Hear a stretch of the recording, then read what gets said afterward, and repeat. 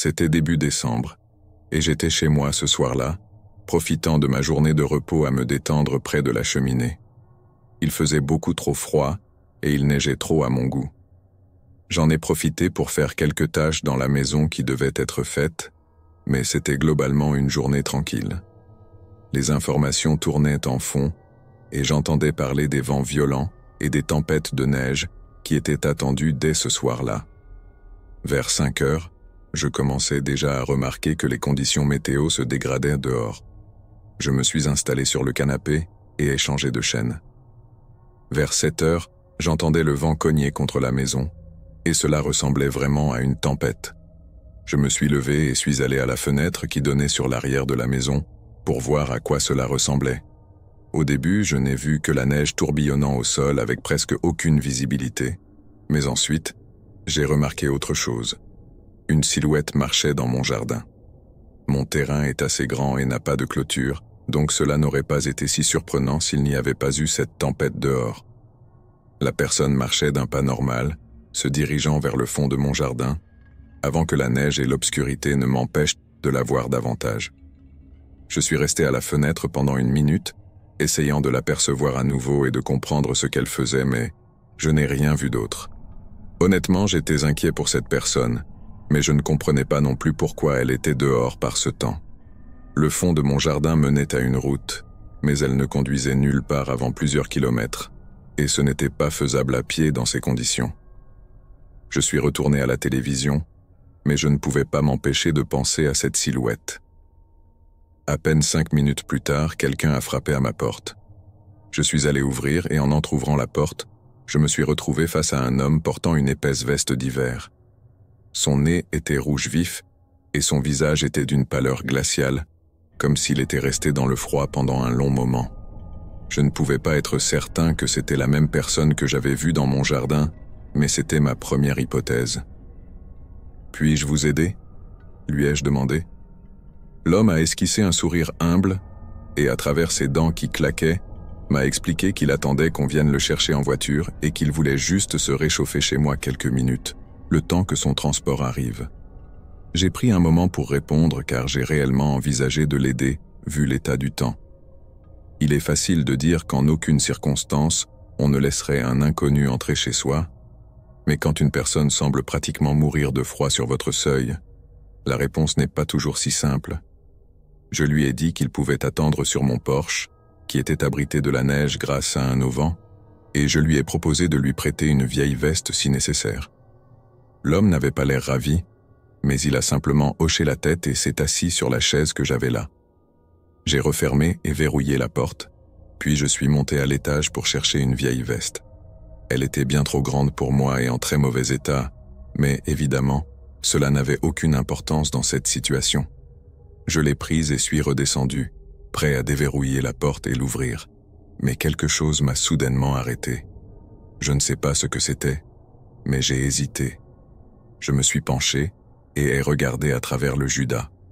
L'homme se tenait maintenant juste contre la porte, avec sa main sur la poignée, comme s'il se préparait à la pousser dès que je déverrouillerais. Mon cœur a commencé à battre plus fort, et j'ai fait quelques pas en arrière tout en sortant discrètement mon téléphone pour appeler la police. Je chuchotais dans le téléphone tout en fixant la porte avec des yeux écarquillés, sachant ce qui m'attendait de l'autre côté. Une fois que la police m'a confirmé qu'elle était en route, je me suis approché à nouveau, mais l'homme n'était plus là. Il n'était plus sur mon porche ni dans mon jardin de devant. Il était juste parti, comme s'il avait su que j'avais appelé les forces de l'ordre. Rien d'autre n'a été découvert cette nuit-là, et aucune trace de lui n'est réapparue. Ce qu'il aurait fait si j'avais ouvert la porte, je ne peux pas en être certain, mais j'espère sincèrement qu'il ne reviendra jamais. L'année dernière, je rendais visite à ma famille pour les fêtes de fin d'année. Ils vivent à 15 heures de route, et d'habitude, j'essaie de faire le trajet d'une seule traite. Mais cette année-là, la neige était arrivée tôt, ce qui ralentissait beaucoup la circulation. J'étais donc prêt à m'arrêter dans un hôtel en chemin.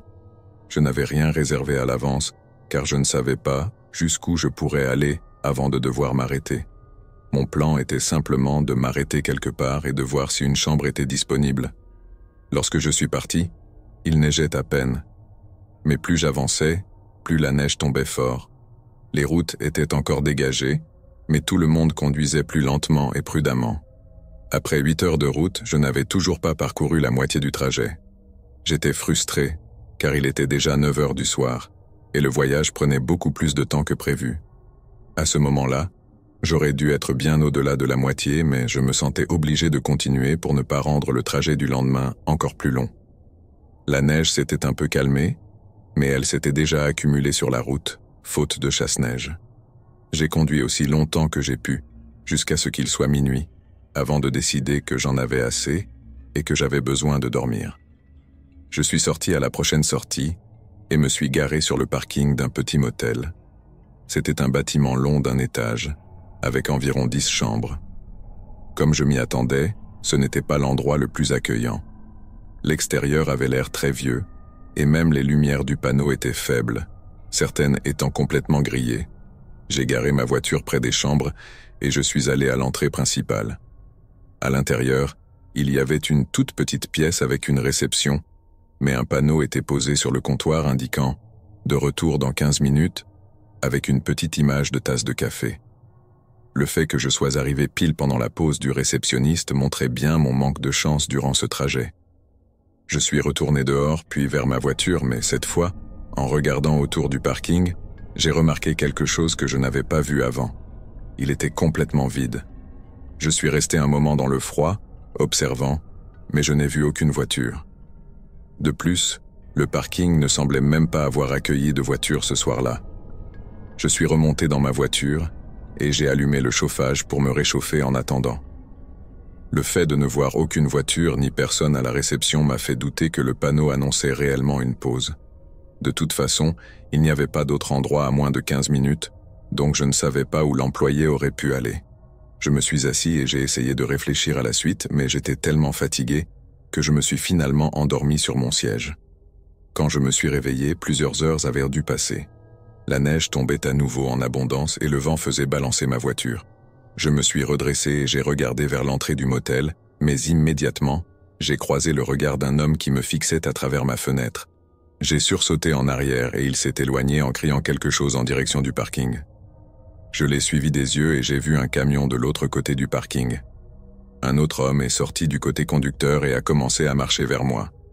Il a fait le tour de ma voiture, essayant toutes les poignées de porte.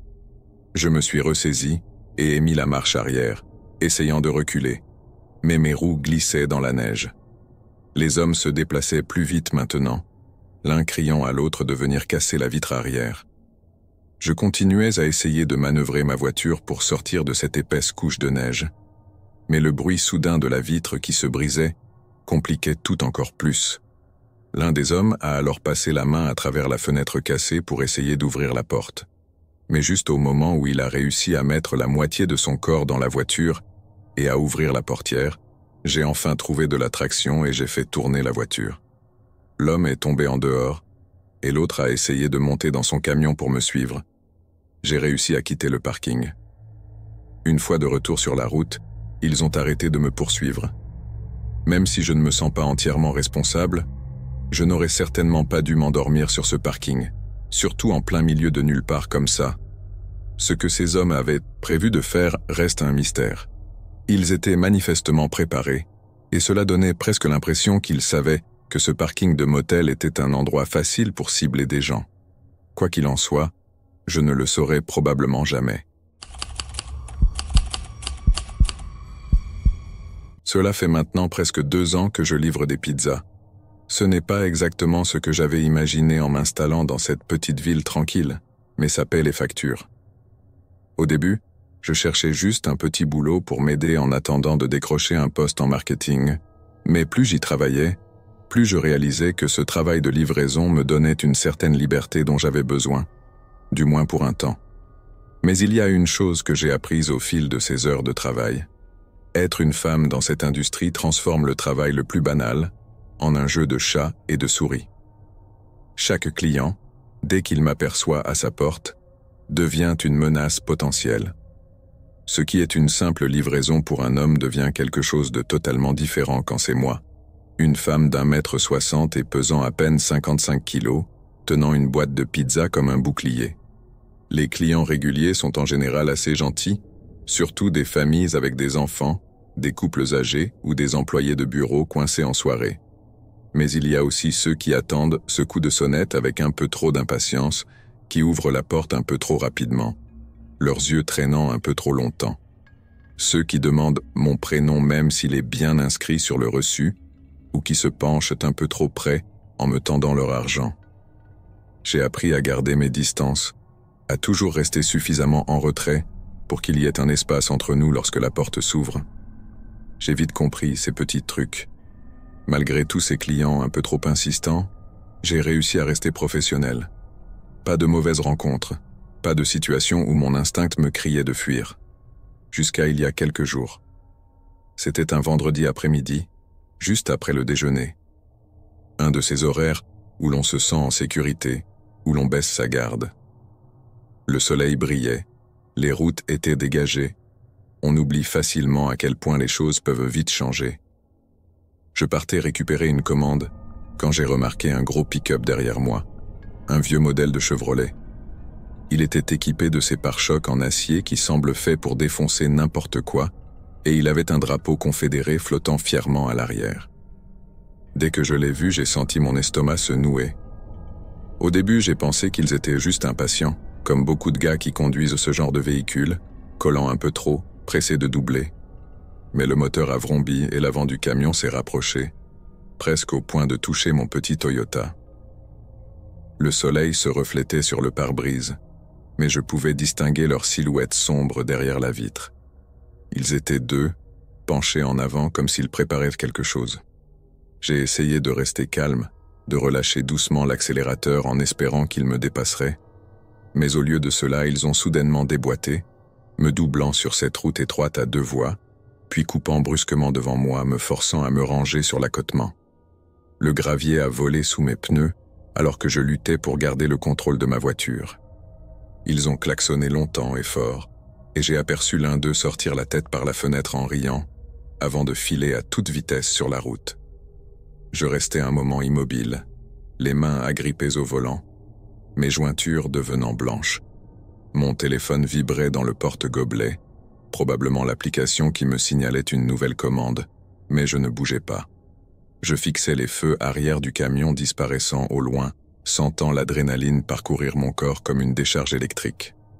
Je n'avais même pas eu le temps de noter leur plaque d'immatriculation, et même si je l'avais fait, que pouvais-je faire?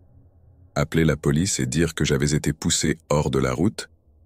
J'imaginais déjà leur indifférence.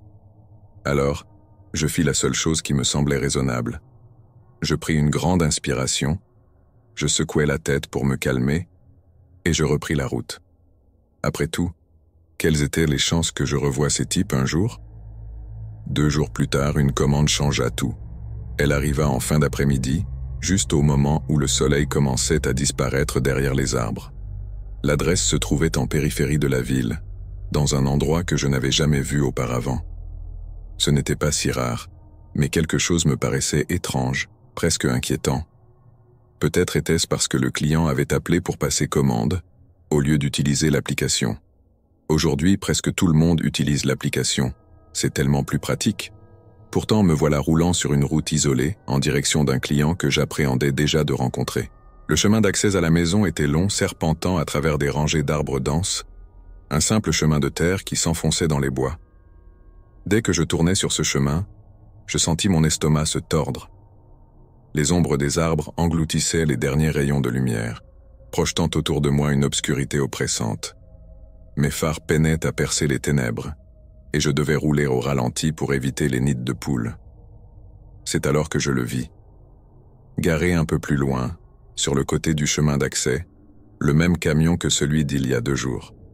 Mon cœur se mit à battre plus fort. C'était bien lui, ce gros Chevrolet avec un drapeau confédéré accroché à l'arrière, comme s'il m'attendait. Le même camion qui m'avait forcé hors de la route. Je stoppais ma voiture, le souffle court, sentant le poids oppressant de la forêt autour de moi. Le silence était total, étrangement immobile. Pendant un bref instant, je pensais à faire demi-tour, à quitter cet endroit sans même livrer la commande. Mais je jetai un coup d'œil aux boîtes de pizza posées sur le siège à côté de moi. Qu'allais-je faire? Abandonner la livraison? Non. Je ne pouvais pas me permettre de perdre le pourboire, surtout après une semaine aussi calme. Je décidai de me garer derrière un bosquet d'arbres, où ma voiture serait à peine visible s'ils descendèrent le chemin. Je pris mon téléphone pour vérifier le signal. Une seule barre, mais ce n'était pas complètement hors ligne. Je défilais jusqu'au numéro de mon patron, mon pouce prêt à appuyer sur le bouton d'appel, juste au cas où. Je pris les pizzas, verrouillai la voiture et commençai à marcher sur ce chemin de terre vers la maison. Le chemin n'était pas très long, peut-être une centaine de mètres, mais chaque pas semblait lourd, comme si j'avançais vers un piège invisible. L'air autour de moi était saturé d'une odeur humide, un mélange de feuilles mouillées et de bois en décomposition. Le silence était si dense que je pouvais entendre ma propre respiration, presque trop forte à mes oreilles. La maison apparut enfin entre les arbres, une vieille bâtisse délabrée qui semblait tenir debout par miracle, comme si elle avait été bricolée au fil des années par quelqu'un qui ne se souciait guère de l'apparence. Le porche s'affaissait au milieu, les fenêtres étaient recouvertes de crasse, rendant presque impossible de voir à l'intérieur.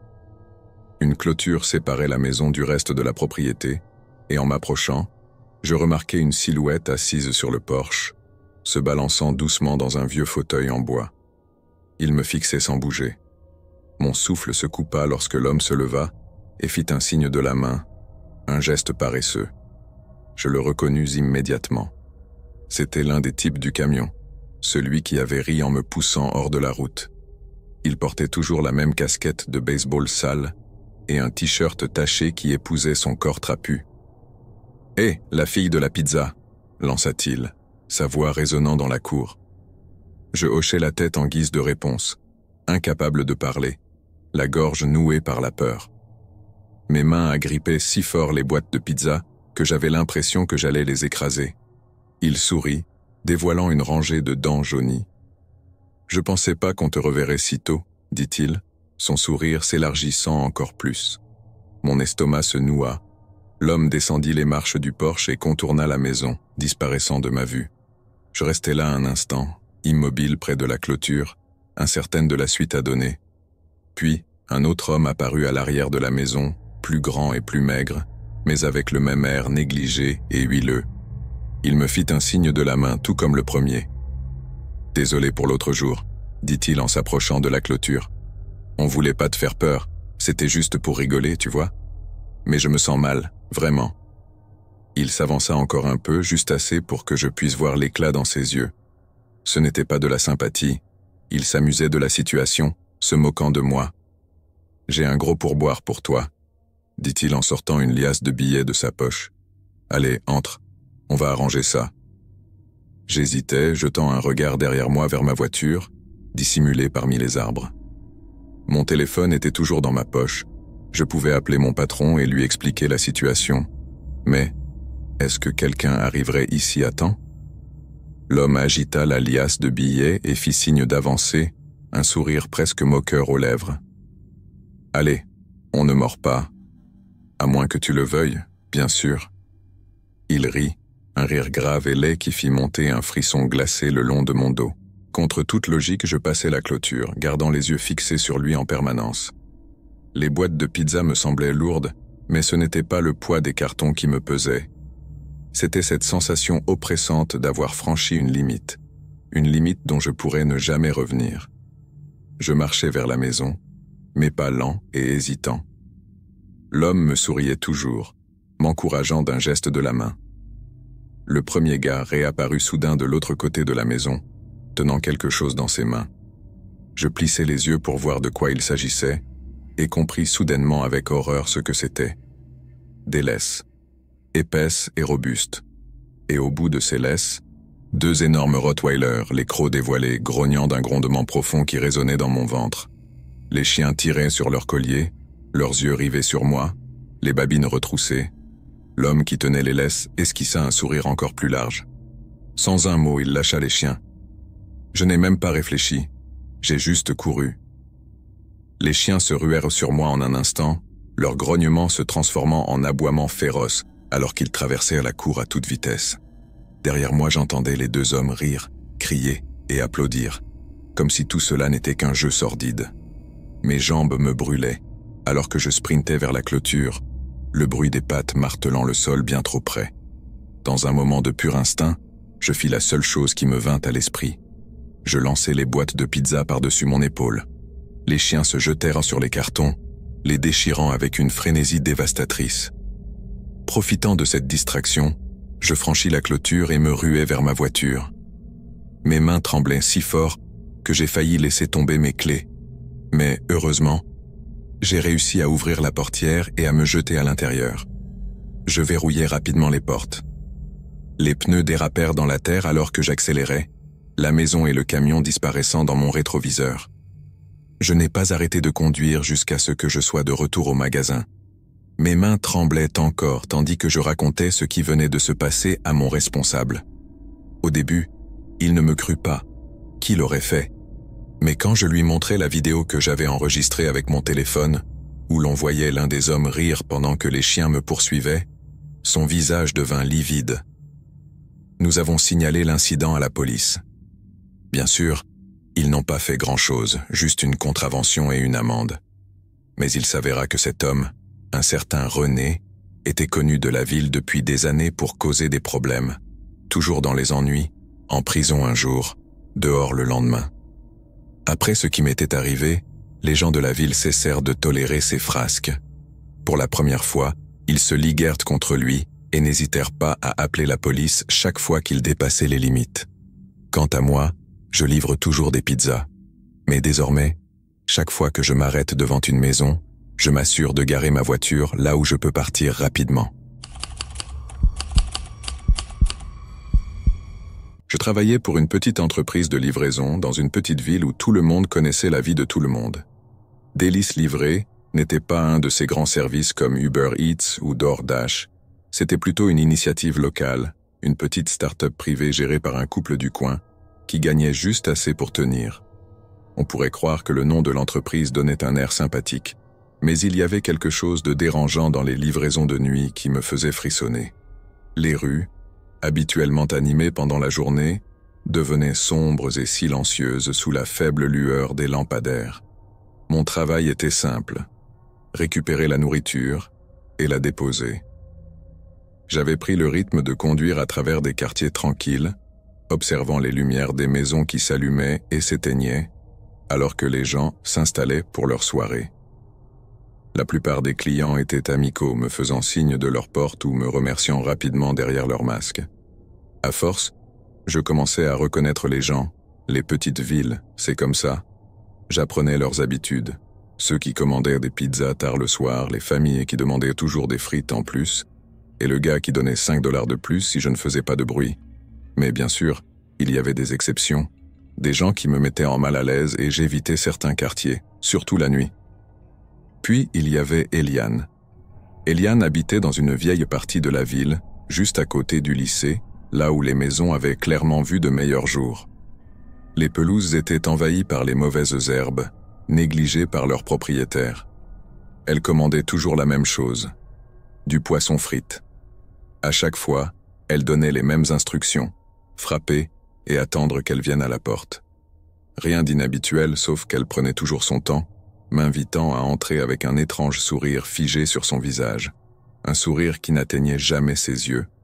Je refusais toujours, trouvant une excuse pour expliquer que j'avais d'autres livraisons. Mais il y avait quelque chose dans la façon dont elle me regardait, comme si elle m'évaluait, telle une louve scrutant un agneau. Une nuit, alors que le travail était plutôt calme, je reçus une notification pour une nouvelle commande. Poisson frites pour Eliane. J'ai presque voulu ignorer l'appel.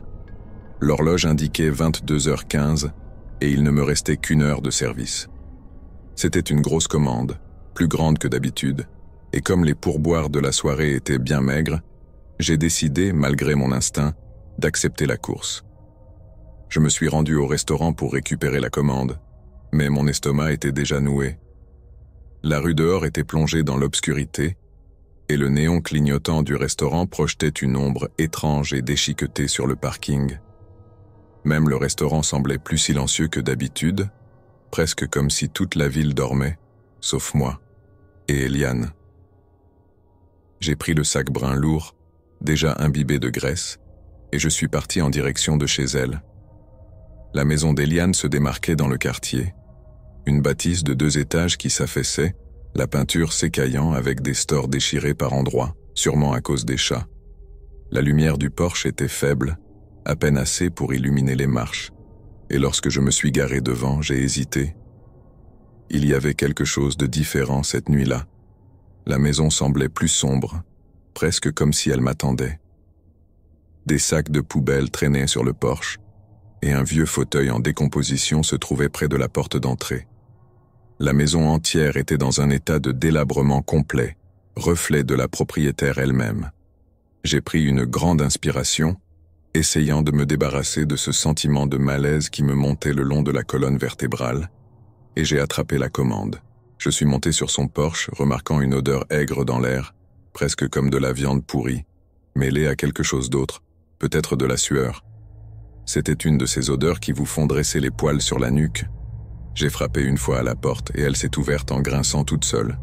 C'était la dernière chose que je voulais, mais elle s'était déjà produite par le passé, cette porte laissée déverrouillée. Cependant, ce soir-là, elle s'ouvrait lentement, comme si elle m'attendait. L'obscurité à l'intérieur était totale. La lumière de la rue ne pénétrait même pas le seuil, engloutie par une pénombre oppressante. Et cette odeur, elle était encore plus forte à l'intérieur, plus épaisse, rance. « Eliane » appelai-je, ma voix résonnant trop fort dans le silence. Pas de réponse. Je fis un pas à l'intérieur, le plancher craquant sous mon poids. « Eliane, ta commande est là. » Je savais que j'aurais dû partir, et je le regrette maintenant. Mais dans le moment, je pensais qu'elle avait peut-être fait une chute ou qu'elle était trop malade pour venir ouvrir. Je ne voulais pas simplement laisser la nourriture dehors. Mes yeux commencèrent à s'habituer à la faible lueur qui venait de quelque part au fond de la maison, peut-être d'une lampe vacillante ou de la télévision. Mais le salon était dans un état pire que tout ce que j'avais jamais vu. Des vêtements et des papiers jonchèrent le sol, des contenants de nourriture à moitié vides, et des bouteilles vides s'accumulaient un peu partout. Je posai la nourriture sur le comptoir de la cuisine, en dégageant un petit espace parmi le désordre. Mes pieds s'enfonçaient presque dans la moquette, humide de quelque chose auquel je préférais ne pas penser. En me déplaçant vers le couloir, je vis des ombres bouger à la limite de mon champ de vision, comme si quelque chose se cachait juste hors de vue. À ce stade, j'étais convaincu qu'il lui était arrivé quelque chose. Peut-être qu'elle était tombée. « Eliane » appelai-je encore, cette fois plus fort. De quelque part au fond du couloir, j'entendis une voix faible, à peine plus qu'un murmure. « Ici, aide-moi. » C'était sa voix, mais elle sonnait étrangement, trop faible, trop lointaine, presque comme si elle m'appelait depuis le fond d'un puits. J'hésitais dans l'embrasure du couloir, jetant un coup d'œil en arrière vers la porte d'entrée, qui paraissait maintenant bien plus loin. Mon cœur s'emballait, chaque instinct en moi hurlait de quitter les lieux. Mais une pensée persistante m'empêchait de partir. Et si elle avait vraiment besoin de mon aide? Je m'avançais lentement dans le couloir, dont les murs semblaient se resserrer autour de moi, l'air devenant plus lourd, presque suffocant. L'odeur, elle, était désormais insupportable, semblable à une plaie infectée laissée à pourrir. Arrivé à la porte de la chambre, légèrement entr'ouverte, une faible lumière clignotante en provenait. Je la poussai doucement. Elle était là, allongée sur le lit, son corps massif enveloppé dans des draps en désordre. Sa peau était d'une pâleur maladive, couverte de sueur, et elle me souriait faiblement. Mais ce n'était pas un sourire de gratitude, c'était quelque chose d'autre. « Entre », dit-elle d'une voix épaisse et pâteuse. « J'ai besoin de toi. » Je restai figé, le ventre noué par un malaise de plus en plus profond. Il y avait quelque chose de profondément inquiétant dans sa manière de s'allonger là, dans la façon dont elle me regardait. Je fis un pas en arrière, mon talon accrochant le bord du tapis. Elle était complètement nue, exposant sans retenue son corps massif, et tendit un doigt vers moi pour m'inviter à la rejoindre dans le lit. « J'ai apporté ta nourriture », balbutiai-je, reculant déjà vers la sortie. Soudain, une voix rauque et grave brisa le silence depuis quelque part derrière moi. « Non, ne pars pas, elle a besoin de toi. » Je me retournai d'un coup, et dans les ombres à l'extrémité du couloir se tenait un homme que je reconnus immédiatement. C'était un sans-abri que j'avais déjà aperçu errant en ville, l'air toujours perdu. Ses vêtements étaient sales, son visage mal rasé, mais ce qui m'a le plus frappé, c'était son regard. Des yeux grands ouverts, brillant d'une lueur de folie, quelque chose de désespéré. Il n'y avait pas beaucoup de sans-abri dans notre petite ville, donc je me rappelais bien de lui. Pourtant, il y avait quelque chose de différent chez lui cette nuit-là, quelque chose d'inquiétant, comme s'il avait complètement perdu pied avec la réalité. « Elle a besoin que tu restes », répéta-t-il, avançant vers moi, la main sale tendue. « Tu peux l'aider. » Je reculai jusqu'à l'embrasure de la porte, mon pouls résonnant dans mes oreilles. Je ne crois pas que... Commençai-je, mais il me coupa, sa voix s'élevant soudainement. « Elle est malade. Tu ne vois pas ça? Tu dois lui donner ce dont elle a besoin. » Puis, il me fit un clin d'œil étrange. Je sentis mon corps se tendre alors qu'il avançait encore d'un pas, ses mouvements délibérés, son souffle irrégulier. J'ai jeté un regard vers la chambre, où Eliane continuait de me fixer avec ce sourire troublant, ses mains me faisant signe d'approcher.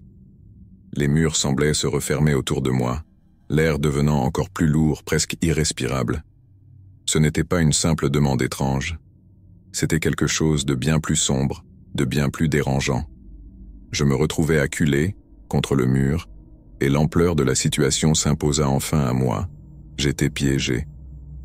L'homme continuait de se rapprocher, ses vêtements dégageant une odeur aigre de sueur rance et de quelque chose de pourri. Son souffle était chaud, chargé d'humidité, envahissant cet étroit couloir tandis qu'il murmurait à nouveau. « Tu dois l'aider. Tu es venu pour ça, non? Donne-lui ce qu'elle veut, livreur. » Je ne suis que le livreur, balbutiai-je, la gorge sèche. Je suis juste venu déposer la commande, et je dois vraiment y aller, j'ai d'autres livraisons. Les autres livraisons peuvent attendre, s'exclama-t-il soudainement, sa voix coupant l'air comme un couteau. Il n'était qu'à quelques centimètres de moi, assez près pour que je voie les plaies sur sa peau, le blanc jauni de ses yeux, qui allaient et venaient, m'examinant comme si j'étais une proie. « Eliane a faim, elle t'a attendu », grogna-t-il, ses yeux fous me fixant avec une intensité dérangeante.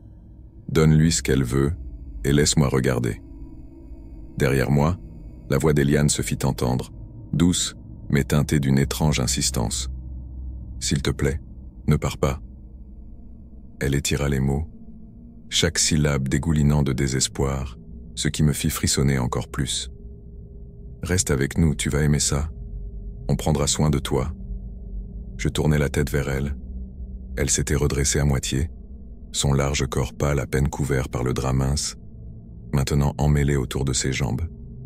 La faible lumière de la pièce faisait briller la sueur sur son visage, et pour la première fois, je vis l'état de délabrement dans lequel elle vivait. Le lit était couvert de taches sombres qui marquaient le matelas, et une odeur de moisissure et de décomposition semblait émaner de chaque coin de la pièce. Je sentis une nausée monter et me forçai à ne pas vomir. L'homme tendit alors la main et agrippa mon bras. Sa prise était moite, ses ongles sales s'enfonçant dans ma peau. « Tu ne peux pas partir », grogna-t-il, me tirant en direction de la chambre. « Eliane veut que tu restes. »« Non !» criai-je, rassemblant toute ma force pour libérer mon bras de son emprise. Mon mouvement brusque me fit trébucher en arrière, mon épaule heurtant l'embrasure de la porte.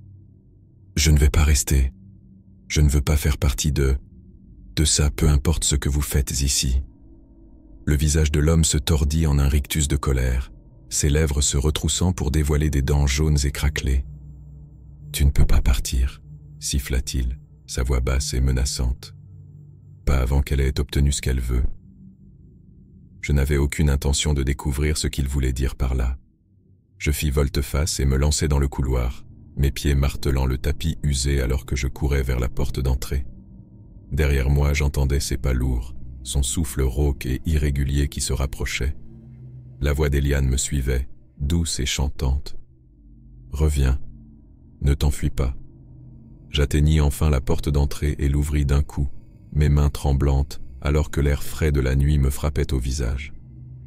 Mais avant que je puisse m'échapper complètement, je sentis une main agripper l'arrière de ma chemise, me tirant violemment en arrière. Je me retournai juste à temps pour voir le regard fou de l'homme, tentant de me tirer de nouveau à l'intérieur de la maison. « Allez, mon pote !» cria-t-il. Dans un sursaut désespéré, je me dégageai de son emprise, trébuchant en bas des marches du porche et courant vers ma voiture. Je fouillai mes poches à la recherche des clés, mes mains tremblant tellement que je manquais de les faire tomber. Heureusement, j'arrivai à ouvrir la portière, me jetai à l'intérieur et verrouillai immédiatement les portes. L'homme s'était arrêté au bord du porche, sa silhouette imposante se découpant dans la lumière tamisée, ses yeux fous toujours rivés sur moi. Pendant un moment, nous nous fixâmes, l'air entre nous chargé d'une tension oppressante. Il ne bougeait pas, juste là, respirant lourdement, son torse se soulevant et s'abaissant tandis qu'il continuait de m'observer. Puis, lentement, il leva la main et pointa un doigt vers moi, un sourire sinistre s'étirant sur ses lèvres. « Tu reviendras », murmura-t-il, sa voix à peine audible à travers la vitre fermée. « Tu reviendras. » Je ne perdis pas une seconde de plus.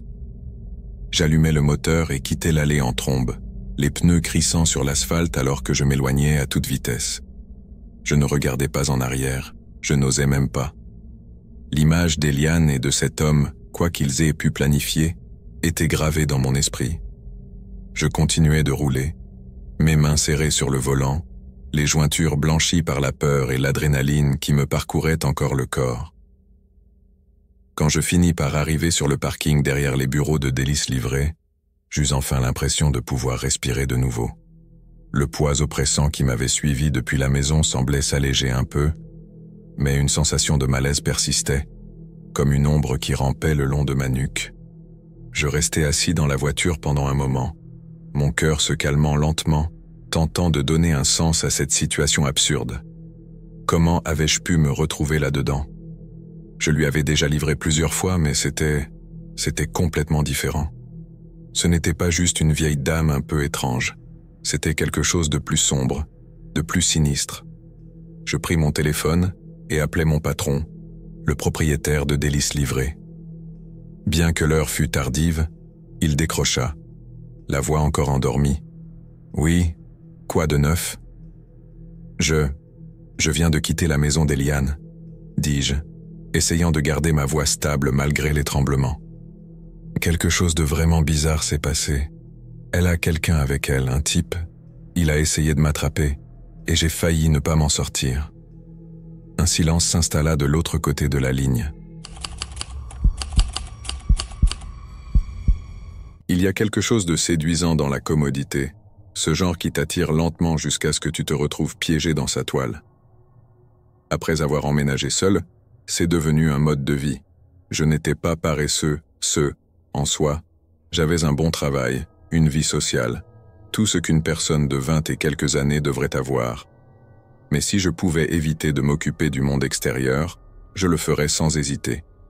Je payais des frais supplémentaires pour des courses en Uber, des livraisons d'épicerie et de repas, juste pour rester dans ma petite bulle. Pour moi, ce n'était pas de la paresse, c'était juste du confort. Au début, ça a commencé petit. Un Uber ici, une course d'épicerie là. Mais une fois que j'ai réalisé à quel point il était facile d'éviter les interactions banales de la vie quotidienne, je m'y suis vraiment mis. Je n'avais plus besoin de faire la queue au supermarché, ni de gérer les caissiers bavards. Plus besoin de bavarder avec des gens que je connaissais à peine. Les services de livraison sont devenus ma béquille, et bientôt je les utilisais pour tout, au point que je sortais rarement de chez moi. Au début, je me disais que ce n'était qu'une phase, une petite période d'isolement post-pandémique pour décompresser. Tout le monde essayait encore de redevenir normal après le Covid, non ? Rester chez moi me semblait sûr, et j'aimais ce sentiment de sécurité. Finalement, ce n'était plus seulement pour éviter le monde extérieur, mais simplement pour apprécier ma solitude.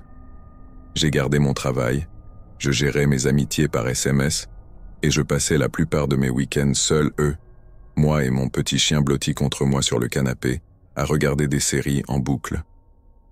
Le temps en solitaire est littéralement devenu mon sanctuaire. Un week-end, j'avais tout planifié pour une isolation totale. J'allais dévorer la dernière saison de ma série préférée sur Netflix, sans aucune distraction. J'avais mes snacks, mes boissons, ma tablette et mon petit chien sur mes genoux. Tout allait être parfait.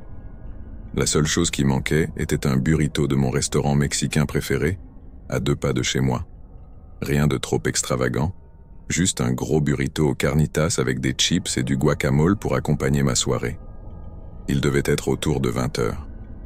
Le soleil s'était couché et une douce obscurité s'était installée dans mon salon, avec la lueur douce de la télé qui clignotait devant moi.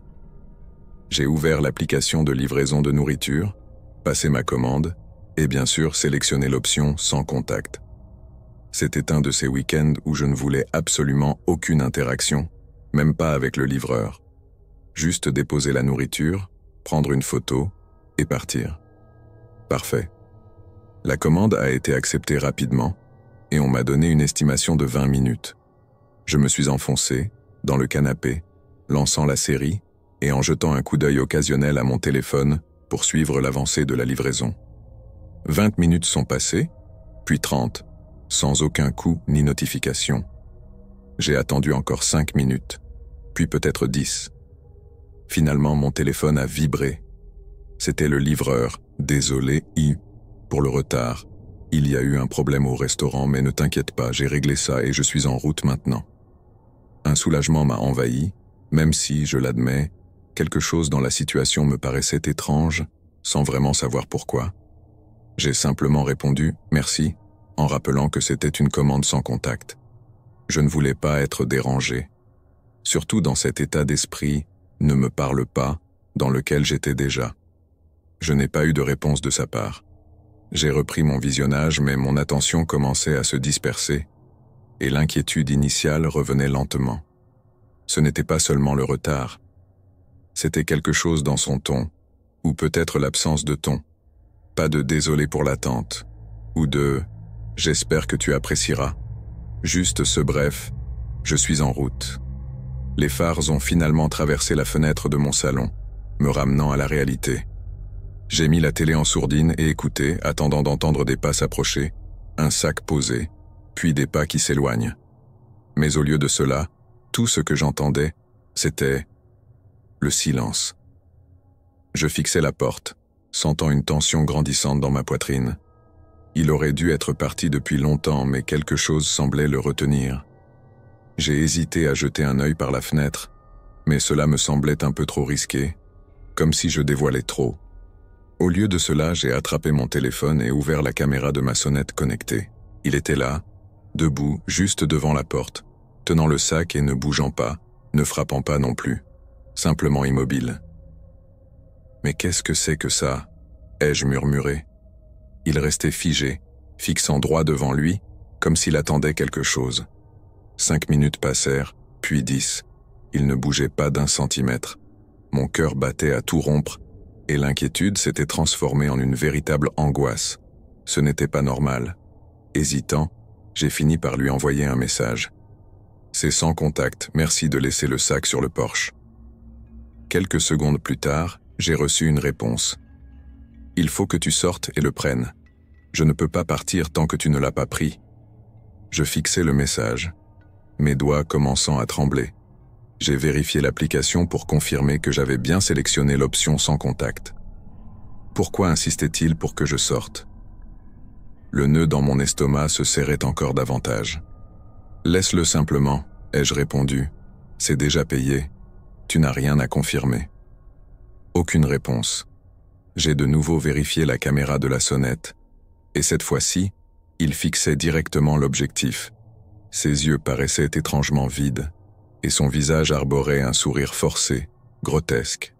Puis il parla enfin, sa voix monotone et dénuée d'émotion. « Tu devrais sortir et le prendre. Je veux juste m'assurer que tu le reçoives. » Ce ton, plat et sans émotion, cachait quelque chose de sinistre, comme une menace à peine voilée. Tout en moi criait de rester à l'intérieur, de verrouiller la porte et d'éteindre les lumières. Mais il ne partait pas. Il était là, attendant, me surveillant. J'ai tapé un autre message, mes mains tremblantes. « S'il te plaît, je ne veux pas sortir. Laisse juste la nourriture. » Cette fois-ci, il ne répondit pas par message. Au lieu de cela, il parla directement dans la caméra une nouvelle fois.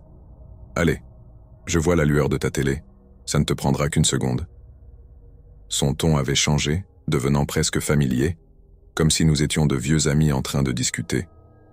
Mais ces mots me firent froid dans le dos. Depuis combien de temps se tenait-il là, observant ma fenêtre? Je sentis mon souffle se couper alors que je reculais doucement de la porte. L'air de mon appartement semblait soudain lourd, presque étouffant. Mon petit chien, qui dormait jusque-là paisiblement sur le canapé, se redressa, ressentant ma tension. Puis il reprit, avec une note presque insistante dans la voix. « J'ai dû faire pas mal d'efforts pour arranger ta commande, tu sais. Peut-être que tu pourrais au moins sortir et me remercier. » Ces mots flottaient dans l'air, comme une menace silencieuse. J'avalais difficilement et essayais de réfléchir à ce que je pouvais faire.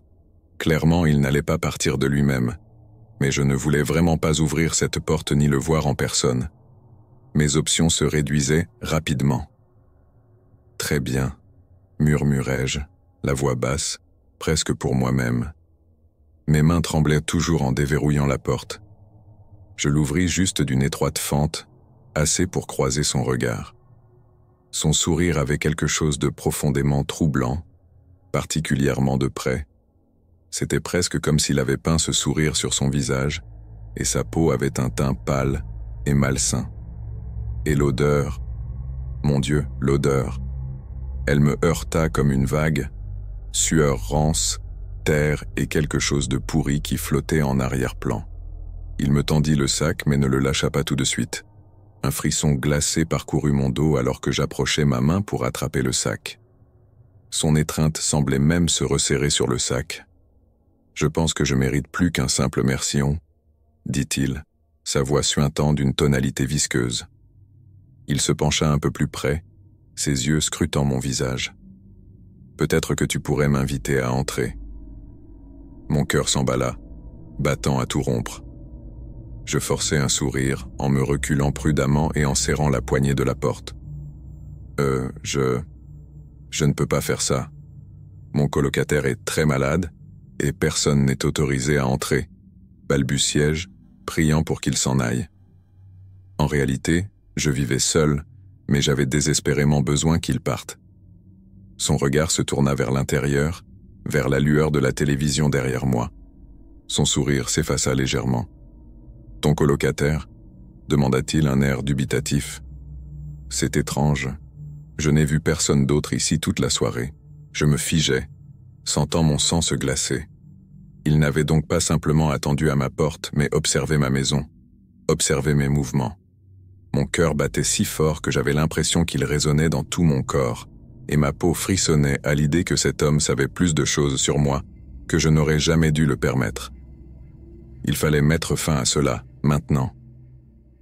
J'inspirais profondément et trouvais la force de lui dire, d'une voix tremblante mais ferme. « Désolé, mais je dois vraiment retourner auprès de lui. Merci de laisser la nourriture. » Il hésita, ses yeux plissés, comme s'il évaluait ses prochaines actions. Puis, soudainement, il tendit la main et la posa brusquement contre la porte, me forçant à reculer alors qu'il essayait de s'infiltrer à l'intérieur. L'odeur nauséabonde qui émanait de lui m'envahit, un mélange acide de transpiration et de quelque chose de pourri.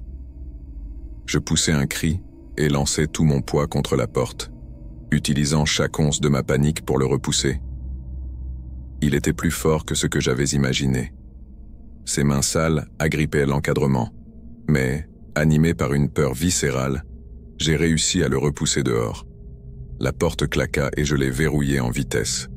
Tout mon corps tremblait, alors que je me plaquais contre la porte, écoutant les bruits de ses pas qui s'éloignaient lentement dans les escaliers. Je courus à la fenêtre juste à temps pour le voir s'éloigner vers sa voiture, jetant un dernier regard vers ma maison avant de partir. Je restais planté, là, attendant d'entendre le bruit de son moteur s'éloignant enfin dans la nuit. Lorsqu'il disparut dans le lointain, je me laissai glisser contre la porte, mon corps tremblant, rempli d'adrénaline. Mon petit chien, sentant mon agitation, vint me lécher la main. Je l'ai serré fort contre moi, essayant de calmer ma respiration. Pendant près d'1 heure, je n'ai pas bougé. Je suis resté là, assis, sur le sol, fixant la porte, tentant de me convaincre que tout était fini, qu'il était vraiment parti pour de bon. Mais son visage, son odeur, tout cela était gravé dans mon esprit. La façon dont il m'avait regardé, comme s'il essayait de décider de ce qu'il allait faire ensuite, me glaçait le sang. Finalement, je me suis levé, mes jambes chancelantes, et j'ai attrapé mon téléphone. Il fallait que je signale cet incident. Mes doigts tremblaient alors que je naviguais dans l'application de livraison et trouvais le chat de support. J'ai décrit tout ce qui s'était passé, ces messages étranges, sa tentative d'intrusion. La réponse fut rapide mais terriblement vague. Nous sommes désolés pour cette expérience. Nous allons ouvrir une enquête et prendre les mesures appropriées. Ce n'était pas suffisant. J'ai appelé la police non urgente pour signaler l'incident. La personne au bout du fil fut polie mais manifestement indifférente. « Nous enverrons quelqu'un pour prendre votre déposition », dit-elle d'une voix sans la moindre urgence. Je raccrochais, submergé par un profond sentiment d'impuissance. Je me suis laissé aller retomber sur le canapé, regardant fixement la télévision sans vraiment la voir. Le burrito et les chips étaient toujours posés près de la porte, intacts. L'odeur de la nourriture s'était mêlée à celle, persistante, de ce livreur. Je me sentais nauséeux. J'ai pris le sac de nourriture et l'ai jeté sans hésiter à la poubelle. Mon appétit avait disparu. Lorsque l'agent de police arriva environ 1 heure plus tard, je lui racontai tout ce qui s'était passé. Il prit des notes et posa quelques questions, mais lui aussi semblait peu concerné. « Nous allons garder un œil sur lui, dit-il. Mais en l'absence d'agression physique, il est difficile d'aller plus loin pour l'instant. Restez vigilants, verrouillez bien vos portes et appelez-nous s'il se passe autre chose. » Ce n'était pas vraiment rassurant, mais c'était mieux que rien, je suppose. Je le remerciais et le regardais s'éloigner, sans me sentir pour autant plus en sécurité. Le reste de la nuit fut flou, et je ne dormis pas. Comment aurais-je pu? J'avais laissé le flux de ma caméra de sécurité ouvert sur mon téléphone, le consultant toutes les quelques minutes, craignant de voir sa silhouette de retour devant ma porte. Mais le porche resta vide, et la rue silencieuse. J'essayais de me distraire en regardant un peu plus de la série, mais chaque bruit extérieur me faisait sursauter. Chaque ombre me donnait l'impression qu'il se cachait quelque part, juste hors de vue. Le lendemain matin, je me réveillais, ou du moins, j'ouvris les yeux. J'avais dû m'assoupir à un moment donné, mais ce n'était pas vraiment du sommeil. Ma tête me faisait mal, et mes nerfs étaient à vif. J'ai vérifié mon téléphone, à moitié m'attendant à y trouver d'autres messages de lui, mais il n'y avait rien. Je savais que je ne pouvais pas rester prisonnier de cette peur. Il fallait bien que je continue ma vie, non? Je me dis que peut-être la société de livraison avait finalement agi, suspendant son compte, ou peut-être qu'il s'était rendu compte qu'il avait été trop loin et avait décidé de se faire discret. Pendant quelques jours, tout resta assez calme. Je repris le travail, passai du temps avec des amis, essayant d'oublier complètement ce livreur. Pourtant, au fond de moi, cette sensation persistante me hantait, comme s'il était encore là, quelque part, à m'observer, sans jamais vraiment me laisser en paix. Chaque fois que je rentrais chez moi, je jetais un coup d'œil par-dessus mon épaule, scrutant les voitures inconnues ou les passants qui traînaient dans le coin. Et chaque fois que mon téléphone vibrait, mon cœur s'emballait, craignant de découvrir que c'était encore lui. 4 jours plus tard, mon téléphone sonna. Le numéro m'était inconnu, mais l'indicatif régional, lui, était familier. Mon estomac se noua et j'hésitais avant de décrocher.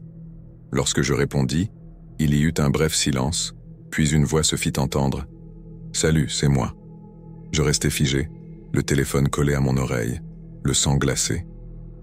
« J'ai pensé à toi, » continua-t-il, d'une voix étrangement décontractée, comme si nous étions de vieux amis rattrapant le temps perdu. « On aurait dit que tu passais un bon moment devant ta série, alors. Je l'ai regardé aussi. Plutôt pas mal, non ?» Ma respiration se bloqua dans ma gorge. Comment savait-il cela? Était-il encore en train de m'observer? Mes mains se mirent à trembler de nouveau et je murmurai à peine. Qu'est-ce que tu veux ?» Il y eut un silence, puis ce ton mielleux et suffisant revint. Je pensais qu'on pourrait peut-être passer du temps ensemble. Je veux dire, on aime les mêmes séries, non? On dirait qu'on s'entendrait plutôt bien. Je ne pouvais même pas parler. L'horreur de la situation m'avait complètement paralysé. Pour lui, cela ne semblait pas être une intrusion. Pour lui, c'était une conversation normale, amicale, presque intime. Il poursuivit, comme si de rien n'était. J'ai réfléchi à l'autre soir. Je crois qu'on a juste mal commencé. Peut-être que j'ai été un peu trop insistant, mais je faisais juste mon travail, tu sais. C'est difficile, là dehors, à livrer de la nourriture. Les gens n'apprécient pas tous mes efforts. Je sentis la nausée monter en moi. Je voulais raccrocher, mais j'étais figé, incapable de bouger, ma main crispée autour du téléphone. « Alors qu'est-ce que t'en dis ?» continua-t-il. « On pourrait se retrouver, peut-être manger un morceau. Tu aimes toujours les burritos, non ?» C'en fut trop. Je raccrochais, le corps secoué de tremblements, et laissai tomber le téléphone sur le canapé. Une vague de panique m'envahit, noyant toute pensée rationnelle. Mes doigts, agités, composèrent immédiatement le numéro de la police. La voix tremblante, je leur expliquai la situation. Ils prirent mon rapport, mais leur réponse était la même que la première fois. Ils allaient enquêter. Si vous vous sentez en danger, nous pouvons émettre une ordonnance de protection temporaire jusqu'à ce que nous ayons contacté cet homme. Mais il semblait qu'il ne l'avait même pas encore localisé. Je raccrochais, me sentant complètement impuissant. Je ne pouvais pas simplement attendre qu'il décide de revenir.